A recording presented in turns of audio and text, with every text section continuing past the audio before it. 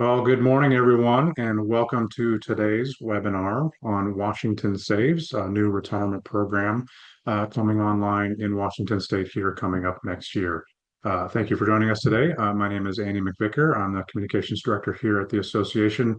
Behind the scenes, assisting us today, we've got Raquel Pace and Carly Burns helping us out with today's webinar. Just do a couple of brief announcements, as always, before we get started, as people are trickling in today. Just again, want to thank our members for joining us today. Thank you for being a member of the association. Your investment in the association is what allows us to have these kinds of webinars and to present this kind of information and educational tools to you and for the rest of the industry. So always thank you for your membership and thank you for joining us today. We have some non-members who are joining us as well too. So we want to thank you for being a part of today's program. We hope you find the information here today educational and informative. And if there's anything you'd like to learn more about the association, we highly encourage you to check out our website. We have an entire membership team dedicated to answering your questions and would love to chat with you about the benefits of membership sometime. So if you're not a member but interested in joining, please check us out. We'd love to have that conversation with you. Some real brief announcements. First off, it's hot out there today. Where I live, it's 95. We got some team members over on the east side of the states. It's going to be over 100 degrees today. As a resource that we provide our members, we have the extreme heat, wildfire extreme heat and snow toolkit. One of the many toolkits we have for our members on our website. Be sure to check that out, especially if you have employees and guests who will be outside this week. Some requirements, some additional state requirements you need to follow in order to make sure that everybody's safe in your establishment. So be sure to check out our toolkit on our website. Upcoming webinars, we have our great friend of the industry, employment law attorney Catherine Morissette, allied member, advisory network member, will be briefing us on the meal and rest break requirements in Washington State, the somewhat litigious area of when it comes to employment law. We want to make sure that everybody understands the requirements that they need to follow when it comes to meal and rest breaks for their employees. She'll be visiting us again on August 4th. So be sure to sign up for that. That is a members only webinar. So again, if you're not a member interested in attending that one, our membership team would love to have a conversation with you. So you could join us on August 4th. We don't have a date set for this one yet, but we are working with the Attorney General's office to bring you information on the new Immigrant Worker Protection Act that's going into effect on October 1st. New employer requirements around employee notifications, poster hanging up in the break rooms. There's some anti-retaliation provisions in there. So want to make sure everybody is informed on these new requirements here that are going on, coming online here on October 1st here pretty soon. We're excited to have representatives from the Attorney General's office joining us here. More information to come on that. Be sure to just check out the events page on our website to learn more on those details when those get finalized. Finally, a couple of promotions we're running right now here at the association, restaurantowner.com, an excellent resource if you are just starting out as a new restaurant operator. Maybe you've been in business for a few years and looking to improve your operations, or maybe you're looking to expand to additional locations. Restaurantowner.com has a ton of valuable resources for you. Right now, you can get your first month free for being an association member, signing up for a new monthly membership, restaurantowner.com. So be sure to check that out. That promotion's running through the month of July. And again, if you're not a member yet, but are really interested, but not quite sure, we're running a promotion for $199 for our Essentials membership program, sort of a membership light deal with the association. Get access to a lot of great information and resources here at the association for a fraction of the typical cost, limited time promotion we're running right now. So again, check out our website, talk to one of our territory managers who would love to chat with you more about that. End of plugs. We'll dive into housekeeping and then I'll introduce our guest today. We are recording today's webinar, so the recording will be live and available at the end of later today. It'll be available on our website. We'll also send it out an email. We'll have the recording, slide deck, all the materials from today. We'll get that out to you for future reference. We also have the Q&A feature enabled in today's webinar. would highly encourage you to please use the Q&A feature. There's also a chat feature that comes to the hosts here. We can chat with you offline if you're having technical difficulties or any other questions. But if you have questions for the panelists, Jonathan, Polly, please use the Q&A feature. That helps us kind of keep those organized. We can answer those in a timely manner. So just a reminder, Q&A feature down at the bottom. Please go ahead and use that if you have any questions throughout the webinar. With that, I'm going to end my spiel and kick it over to Jonathan Herrera, who is a program manager with Washington Saves, who will be sharing more information today about this new program. I will stop sharing my screen, and Jonathan, you can take it away. Thank you, Andy. Appreciate that, and good morning, everybody. Give me just a moment. I'll pull up my slides here and make sure I've got them up. So yes, good morning, everybody. Once again, my name is Jonathan Herrera. I'm leading the development of the Washington Saves program. Let me start by saying thank you to the Hospitality Association for the opportunity to share this information. And thank you, of course, to all of you who've decided to take some time to listen to this and learn about the Washington Saves program. If I were to sum it up in a nutshell, I would say, Washington Saves is a new public-private partnership designed to make saving for retirement simple, portable, and automatic, especially for those 1.2 million Washington workers who don't currently have a way to save for their future through their work.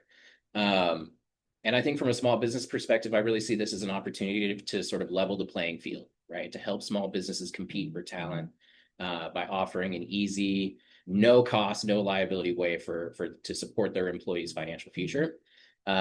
It was created by state law, which passed back in 2024, and it does require employers that meet certain criteria to join Washington Saves if they're not offering a qualified plan. We'll talk a little bit more detail about the specifics of that requirement in just a little bit.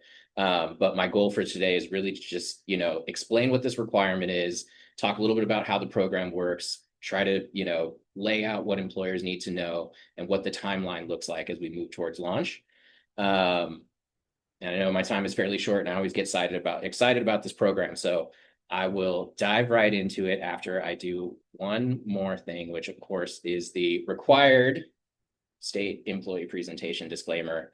Comments and opinions expressed today are my own and don't necessarily reflect the governing board, the program, the Department of Financial Institutions, or anyone associated with the department. And then of course, DFI and WASAVES cannot give legal advice, financial advice, tax advice, and we don't endorse or recommend any person, product, or financial institution. So keep that in mind as we get into it, but let's go. I really like to start these presentations by talking about the situation that exists in the state that this policy was designed to address. And what that starts with is, 51% of Americans worry that they're going to run out of money when they're no longer earning a paycheck. And 70% of retirees wish that they had started saving earlier. And as I mentioned before, we've got 1.2 million workers in the state of Washington who, again, going to work every day, playing by the rules, but lack access to a workplace-based retirement program. And that access at work is so important because let's face it, right? If a person doesn't have access at work, they're not going to go out to their bank or an online financial institution and start their own retirement program. The research shows that workers are actually 15 times more likely to be saving and be on a path towards retirement security if they have access to a payroll deduction savings program at work. And that number actually goes up to 20 times more likely if the program features automatic enrollment, which is something we're proud to say Washington Saves does. And we'll talk about that in a little bit more detail in just a little bit. So that's really the heart of it, right? Knowing that the best way to get folks saving and on a path towards retirement security is through the workplace.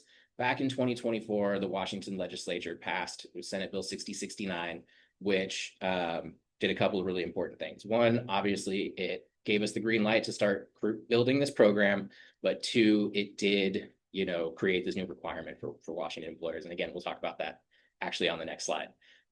We anticipate that we will launch the program July 2027. So we've got a little bit less than a year at this point until we open the program for enrollment. And then once the program opens, that's going to kick off a series of phased compliant deadlines that will roll out over the next couple of years. But we'll talk about that in more detail in just a minute too.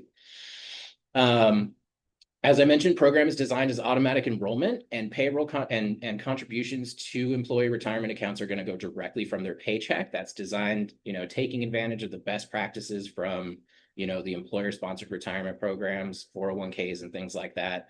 The idea is to make participation easy and saving automatic, but I think it's important to keep in mind also that the program is completely optional for your employees. So they'll be able to opt out at any time. They can opt back in at any time. They can pause their contributions if something comes up and they need to, save a little bit or, collect a little bit of that money from the paycheck rather than letting it go into their IRA.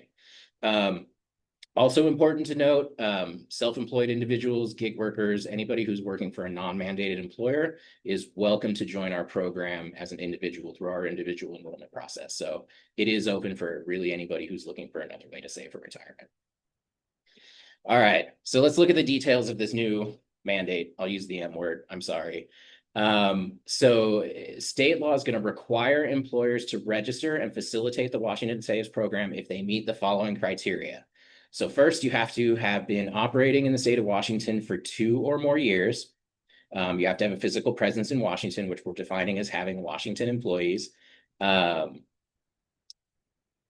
You have to have employed workers who together worked at least 10,400 employee hours during the previous calendar year. Now, that's roughly the equivalent of 5 full-time employees, but of course, any combination of employee hours will work, right? 5 full-time employees, 10 half-time employees, whatever combination it takes for your employees to work a combined 10,400 employee hours, as reported to ESD in the previous calendar year.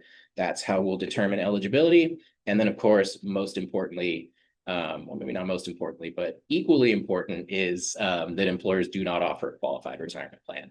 And I think that that's an important thing to note too. So the requirement isn't necessarily that you join Washington Saves.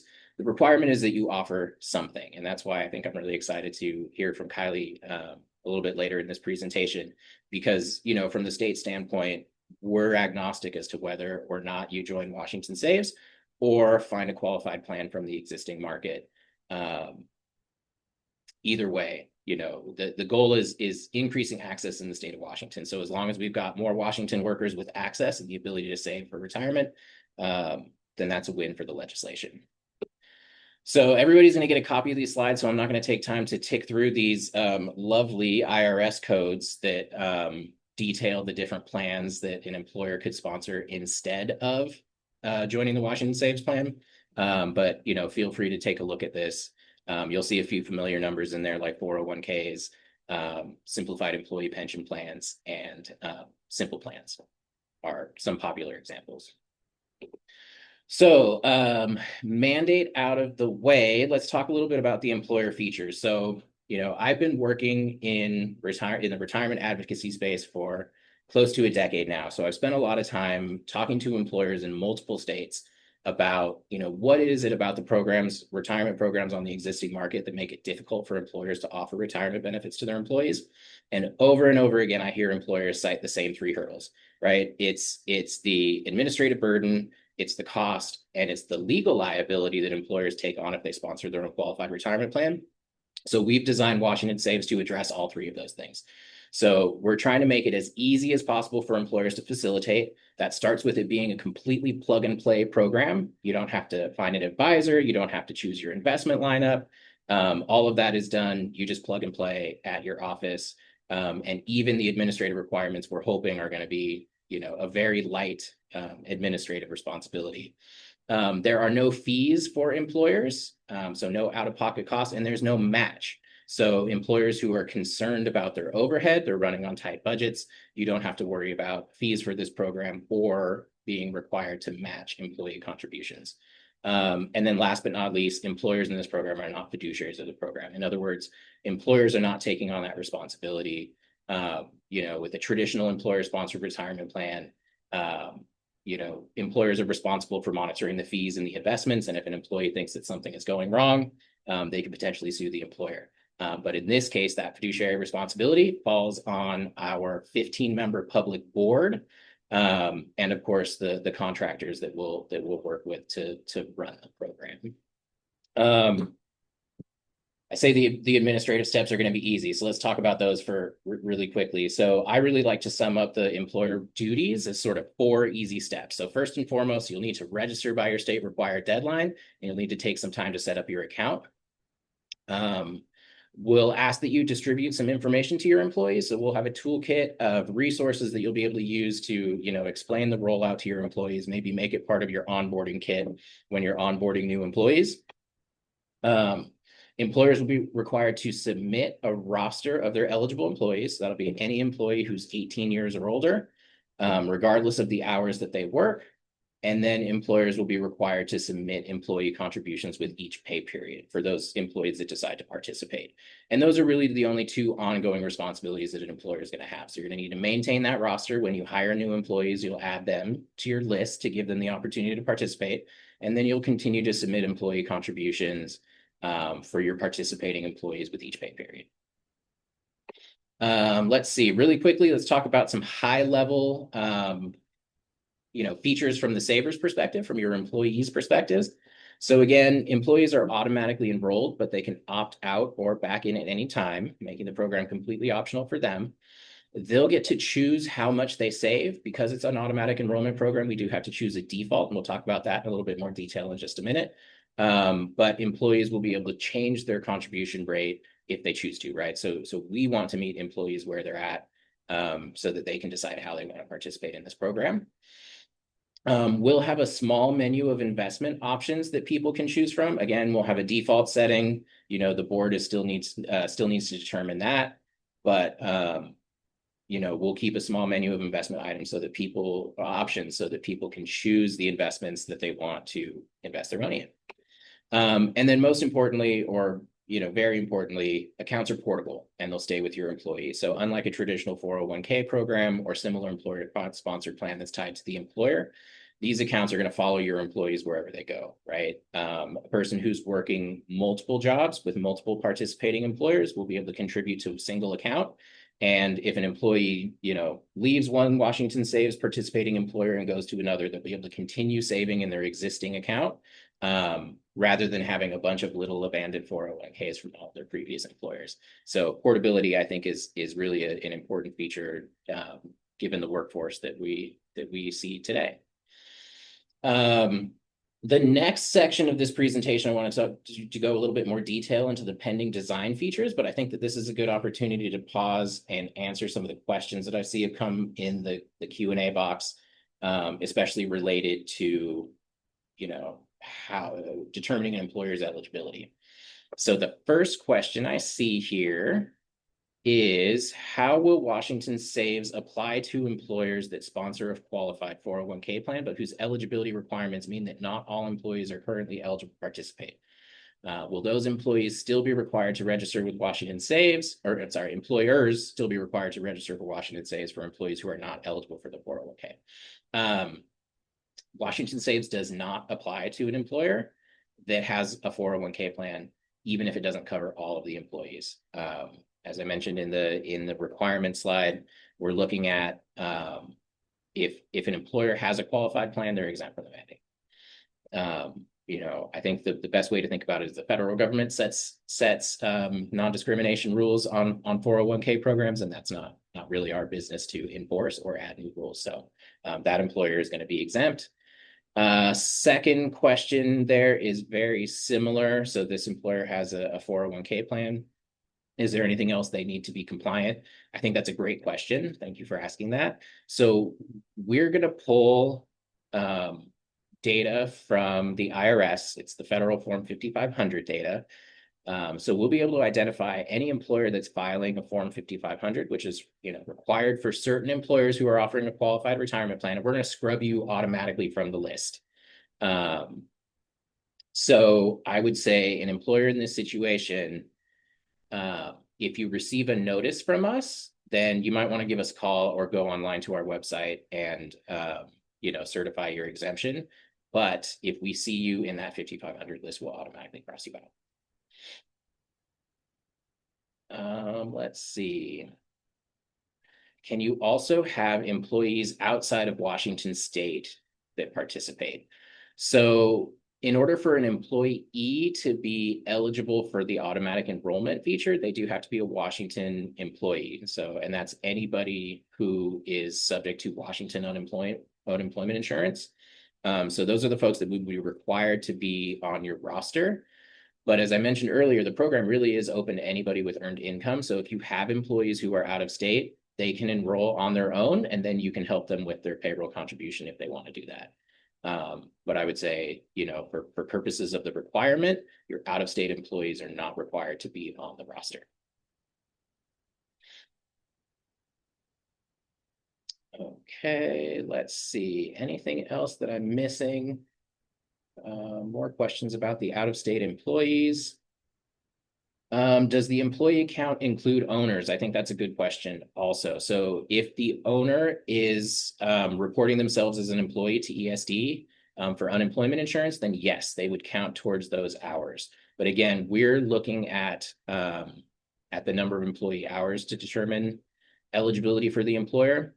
Once we've determined that an eligible employer is required to join the program, the owner of the business could add them to the roster and participate in the program as an employee if they wanted to. So thank you for that question. And last question I see in the Q&A at the moment is, can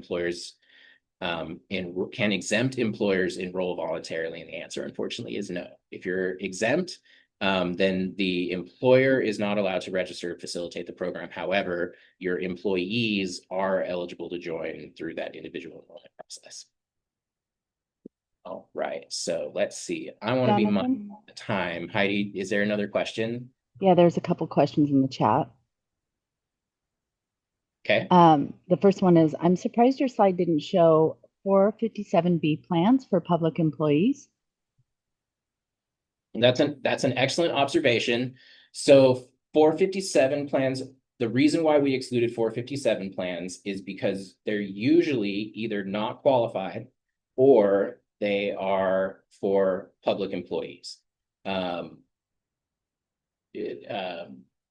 Government entities are exempt from the mandate. So any employer that would have a qualified 457 plan would be exempt. And any employer that has a non-qualified 457 plan would not be exempt. It's getting a little bit into the weeds, but feel free to follow up with that question if you want more detail on that. We'll provide our email later in the presentation. And the second and last question is, if I currently offer a 401k, can I roll that plan over into Washington Saves? If you were to discontinue your 401k plan, then you would be required to participate in the Washington Saves program. If you were to do that, we can help your employees roll their balances from their 401k over into the Washington Saves program. So I guess the short answer would be yes.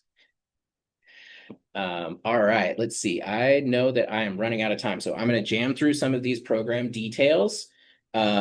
Just to give you sort of a sense of what this program is going to look like for you as an employer and your employees. And then we'll run through the timeline and do some final Q&A before handing it over to Kylie. So I will also want to note that for this next section, I'm going to share with you some program design details that are still yet to be finalized. So these are all written in our current draft of rules that we'll be filing with the Code Revisor's Office in the next few weeks, but they are subject to change during the public comment period. So, keep in mind that the next few slides that I share with you are the current plan, but could change. So first slide I want to share is the registration deadlines. So as I mentioned, we're launching this program. We're opening the program, if everything goes according to plan, on July 1st of next year. And when we do that, that's going to kick off a 2-year phased rollout of compliance deadlines for employers based on the number of employee hours they reported. So any employers who posted or who reported 20,800 employee hours to ESD the previous calendar year will be required to register with the program on December 1st, 2028. And then the second deadline will be for the rest of the covered employer population, which is, any business with 10,400 or more employee hours. They'll be required to register December 1st, 2029. What we wanted to do was provide a nice long runway, particularly for the smaller businesses, give you some time to figure out what your options are and what might be the best fit for your business. Last thing I'll note here is that any business that becomes eligible for the program after those two deadlines will have annual compliance deadlines for newly eligible businesses going forward from that date. Here's what the experience is going to look like for you all as employers. So as I mentioned, we're using ESD data and federal 5500 data to identify the mandated employer population. So we'll send you notices directly if we've identified you as an eligible employer. Once you have that notice, you'll be able to register at any time. Once you register, you'll have 30 days to set up your account and upload your roster. That act of uploading your roster is going to kick off the 30-day, what we call the 30-day employee decision period. That's the automatic enrollment period for your employees. If they don't want to participate, this is when they're going to need to opt out. If, once they get enrolled, they can still opt out, but this is the best time for them to do that. But after that, those 30 days are up, your employees will be enrolled in the program and you can start facilitating those payroll contributions through your existing payroll process. In the interest of time, I'm going to skip the automatic enrollment flow for your employees, but suffices to say that during those 30 days, they'll really have three options. They can either do nothing, in which case they'll be automatically enrolled at our default settings. Option number two, they can engage with the program, customize their account, adjust their contribution rate, change their investments, things like that. Option number three is they can opt out. And we'll have a few options available for methods for them to opt out, online, over the phone, or by mailing in a paper form. We'll have both Roth IRAs and traditional IRAs available. At least that's our goal, with Roth IRA being the default. Default contribution rate, we're looking at 5%. With an automatic escalation of 1% per year until it reaches 10%.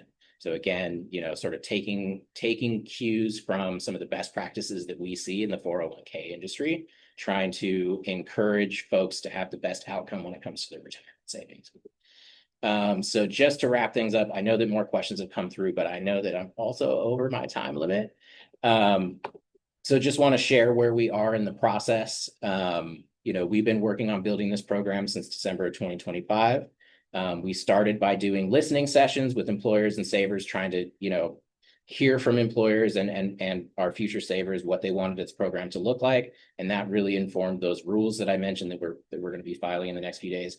And over the next few months, we're just going to transition into, outreach and education mode, helping employers to understand what's coming and what they need to do in order to remain compliant.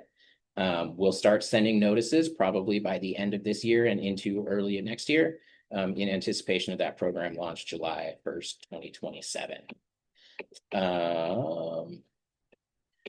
Want to just highlight that when you get the slides, this has some ways to connect with us. So info@wasaves.wa.gov is a great way. You can call us here at the Department of Financial Institutions or visit our website, wasaves.com. And of course, we're looking for opportunities to engage with employers, both at the local level, regional, state level. So if you're interested in having us come out to your local community for a presentation like this, or to have a conversation with employers in your local community, we'd love to do that. So I will say thank you, and I will defer to our hosts, whether you want me to answer a few more questions or if we want to let Kylie go first. Yeah, so let's stay on a roll here. You're doing great, Jonathan, and we're doing really great on time, so don't feel like you need to rush anything. We're doing excellent on time. Let's do a few questions. Kylie, if you want to get your presentation kind of queued up and ready to go, maybe we'll do a couple questions for Jonathan, and then kick it over to you. Sounds All right. All right, let's see. So we got the question about, let's see, can a business pivot from a 401k to Washington Saves? We answered that one. let's see. Owners who actively manage the business can also participate either through the individual participation or if they are considered an employee. Next question. My question was more along the lines of if an employee invests in the Washington Saves program, what happens when they're no longer employed in Washington State? That's a great question. So yes, it would follow them. It's basically an IRA, similar to an IRA that you could get at any other financial institution. Key difference here is we're working with employers to facilitate the automatic enrollment program features and the payroll contributions. So if an employee were to move out of Washington State, this account goes with them. They can continue to make contributions from their new employer. Obviously, a new out-of-state employer wouldn't be required to facilitate the payroll contributions. But if either they wanted to, they could, or employees can continue to make contributions on their own. The other option would be the employee rolls that money over into another qualified plan. Most important thing to note is that it is the employees, it will follow them, and it'll be up to the employee to decide how they want to manage it going forward. So great questions. Let's see, how are contribution changes going to be communicated to employers? That's another great question. So we will create a Washington Saves employer portal where employers will be able to manage all of their, all of the different requirements of the program. And you'll be able to see any changes to employee contribution rates there. We will also make sure that our program administrator sends communications to you, either via email, well, most likely via email or, portal message if any of your employees were to update their contribution rate. It's a great question.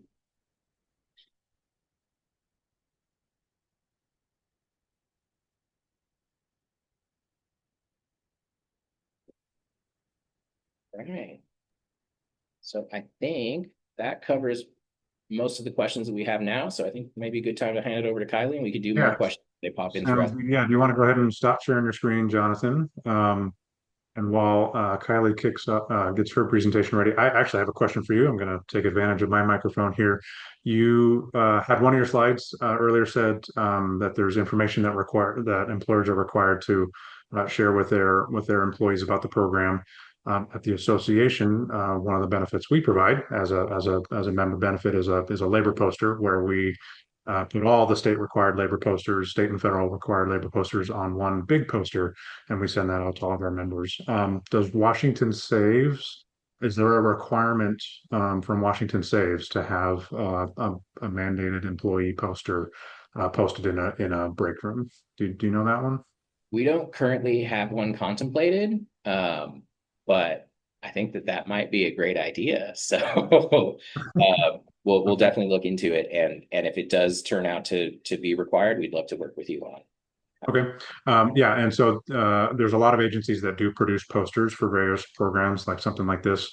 Some are required by the legislature, some are not. Sounds like this one may not be, but yeah, if there is a poster made available, that's something that we provide to our members, and we share that out to far and wide as well. So excellent. Thank you for that. All right, Kylie, I will hand it over to you. Awesome. And just before you go, Andy, you guys are able to see my screen, right? Oh, you can see it. Yep. Perfect. All right. Well, hello, everyone. And thank you so much, Jonathan, for that awesome presentation going over WA Saves and what that means for you guys as employers. I'm kind of going over what the association offers, what who we've partnered with, and another option for you guys so that you guys can meet the requirement that's coming out right now. So we partner with a company called Concurrent to offer 2 different plans for our employees. We offer both 401ks and simple programs. And they help as your advisor. They review both plans with you and kind of work as an educator to find the best fit for you. Through both of those plans, like I said, they do meet that state requirement. So you're going to be all set. And we can kind of look at some of the perks of going beyond the minimum. So one is attracting talent, right? As we know, it can be kind of hard. And then retaining and as well as saving you as the business owner. So there is corporate and personal tax benefits of going through your own plan.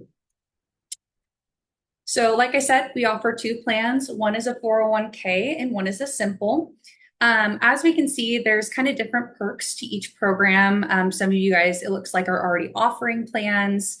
But kind of the difference between a 401k is that there's flexible plan design. As Jonathan mentioned, they're offering kind of a menu of options for you when you go through Law Saves. Very similar here, right? There's different plan designs you can pick from.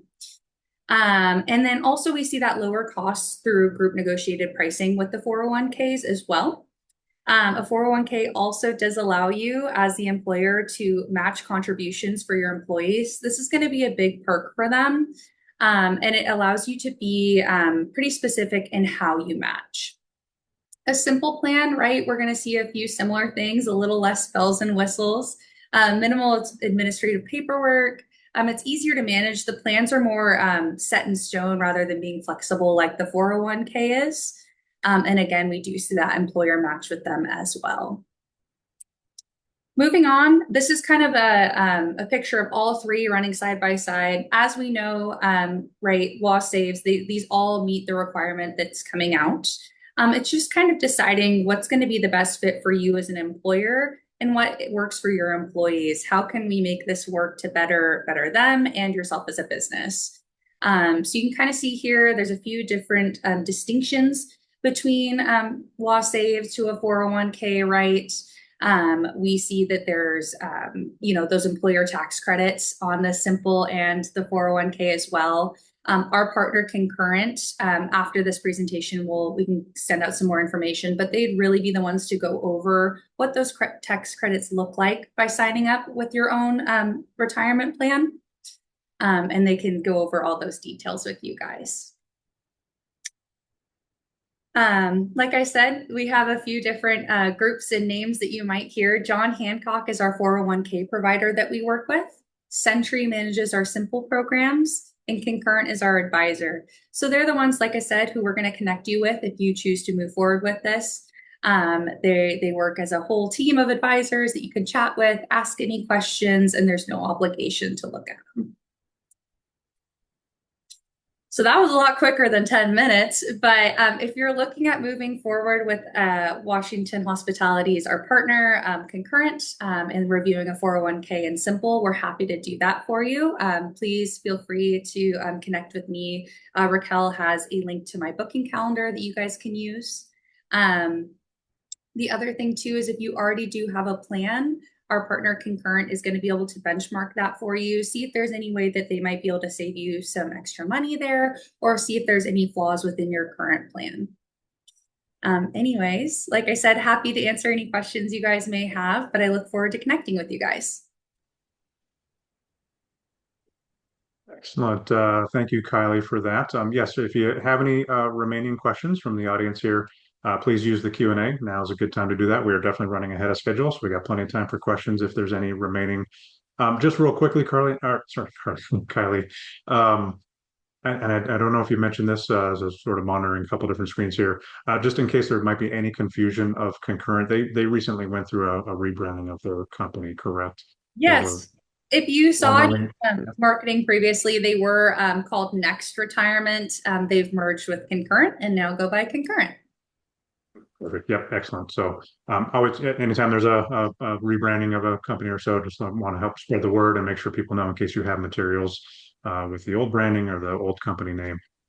So yeah, just getting that clarity out there. But thank you so much. Yeah, I don't see any more remaining questions come in, so we'll give it another minute or two.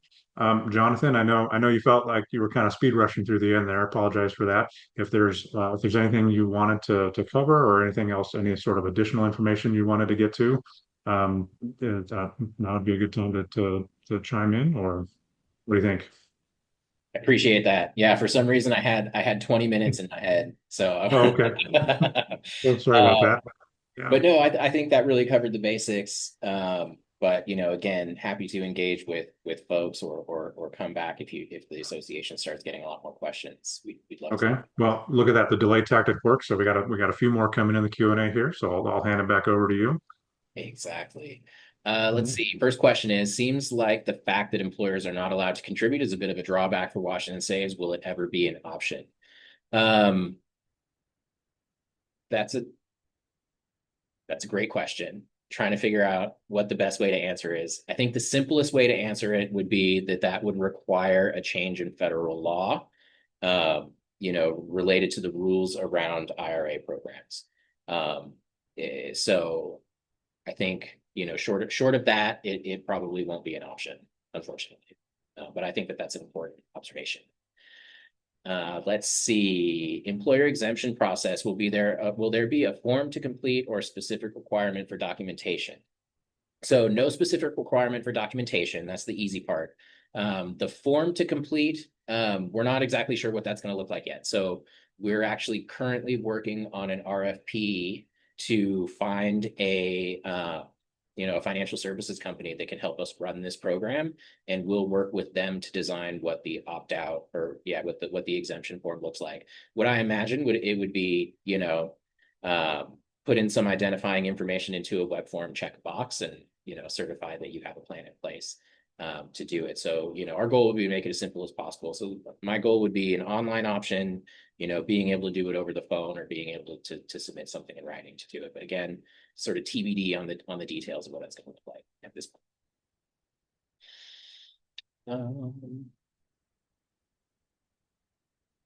Let's see. Question came back up. Can you still join if you don't meet the 10,400 minimum? So unfortunately, an employer that does not meet that 10,400 minimum cannot join the program as a facilitating employer. However, the program is going to be open for your employees to be able to join, separate from that employer relationship. So they could join the program, and then once they have accounts, if you are able and willing to help them with their payroll contributions, we can help set that up. But because the employer won't be subject to the mandate, the employer is not allowed to register for the program. Let's see. How do we get notified of employee changes? Do you need to monitor on your own? So we'll have that information available in what I'm referring to at this point as the employer portal, and we'll also have a system set up so that you will get notified via email if your employees make a change. So again, that's one of the things that we're going to be working out with the program administrator once we get them contracted and start building the infrastructure. We'll have more information on that as we get closer to launch. Let's see. What is the offboarding procedure when an employee leaves the company but remains in Washington State? Is there documentation the employer needs to submit or provide the employee? So no, there won't be anything that the employer needs to give the employee. From the employer's perspective, all you're going to need to do is mark them as inactive or remove them from your roster. And that way, the program will know not to expect contributions from that employer anymore for that employee. But we would still continue, the program would still continue sending statements and sending those regular communications to make sure that the employee is keeping track of their account. So I appreciate the question. Right. That was the last question for the moment. That's it. So, well, of course, now there's one more. Famous last words, right? Yep. Let's see. Confirming an exempt employer has no requirements administrative when an employee enrolls as an individual. That is correct. Right. Yeah. If an exempt employer has no requirement to help an employee if they do it as an individual. Let's see. When you mentioned portable, does it apply to employers who moved out of state? Employers, it would no. You would no longer be a mandated employer because the mandate does require physical presence in the state. The only exception to that, I guess, would be if you moved your headquarters out of state but retained Washington employees who were subject to Washington UI. Then you would still be required to facilitate the program for your Washington employees.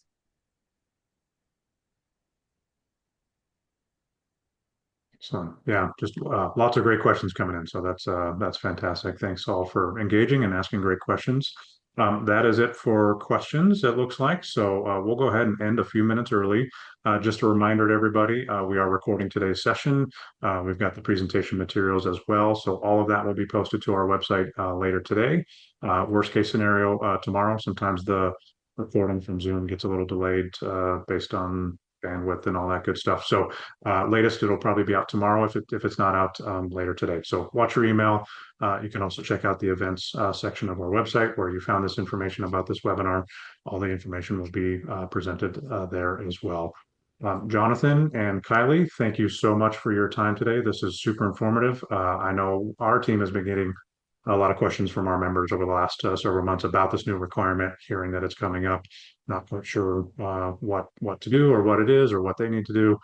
This was super helpful and very informative for our members and the entire industry for them to know what their requirements are here coming up. So thank you for your time today. Much appreciated. And thank you all for joining. We hope you will join us for future webinars. Thank you all.